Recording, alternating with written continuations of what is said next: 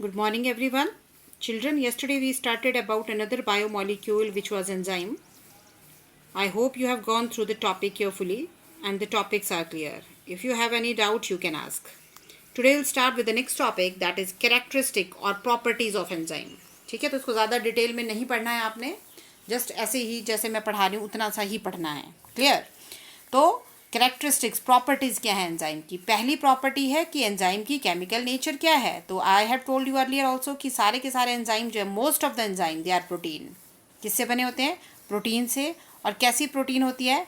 Globular protein. But देखो यहाँ पे लिखा है, ये पता होना चाहिए आपको. However some type of RNAs, कुछ RNA भी ऐसे हैं जो किसकी तरह काम करते हैं? एंजाइम की तरह काम करते हैं. ठीक है, इज दैट क्लियर? तो ये पता होना चाहिए बस. फिर है मॉलिकुलर वेट. याद करने की ज़रूरत नहीं है कितना मॉलिकुलर वेट होता है, पर आपको पता है क्योंकि ये प्रोटीन से बने और प्रोटीन एक कॉम्प्लेक्स मैक्रोमॉलिक्यूल है, तो इसका मॉलिकुलर वेट काफ़ी ज़्यादा होता है. Then is chemical reaction. You know that enzyme जो है वो केमिकल रिएक्शन को स्पीड अप करता है, लेकिन खुद वो केमिकल रिएक्शन में यूज़ नहीं होता. जब केमिकल रिएक्शन कंप्लीट हो जाता है तो enzyme as it is release हो जाता है. ऐसा नहीं होता कि एंजाइम जो है वो रिएक्टेंट के साथ मिल गया, प्रोडक्ट का पार्ट बन गया. ऐसा नहीं होता. वो रिएक्टेंट के साथ जुड़ता है, टेम्परेरीली जुड़ता है, लेकिन जैसे ही रिएक्टेंट प्रोडक्ट में चेंज हो जाता है, एंजाइम वहाँ से अलग एज इट इज़ ऑब्टेन हो जाता है. ठीक है. Now next is efficiency. ये आपने लर्न करना है एफिशिएंसी क्या होता है. अंडरलाइन करा है मैंने.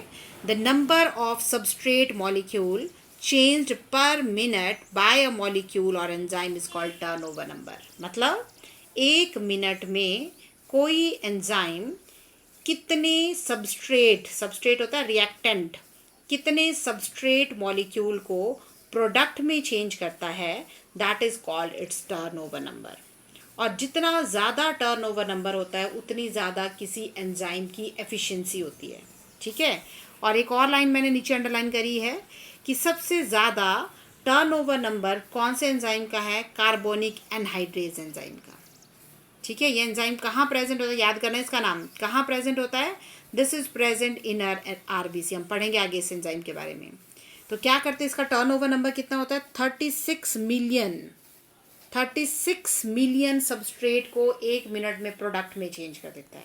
बस यहाँ से इतना ही लर्न करना है, बाकी पढ़ना होगा ऐसे पढ़ लेना. Next property is unchanged form. That I told कि जब भी कोई केमिकल रिएक्शन होता है उसमें एंजाइम यूज होता है, लेकिन रिएक्शन खत्म होने के बाद enzyme as it is obtain हो जाता है, उसमें कोई चेंज नहीं आता. Reversibility. Theoretically all enzyme controlled reaction are reversible reaction. ठीक है. नेक्स्ट है एंजाइम स्पेसिफिसिटी. इसका मतलब क्या है कि एंजाइम जो है वो स्पेसिफिक है.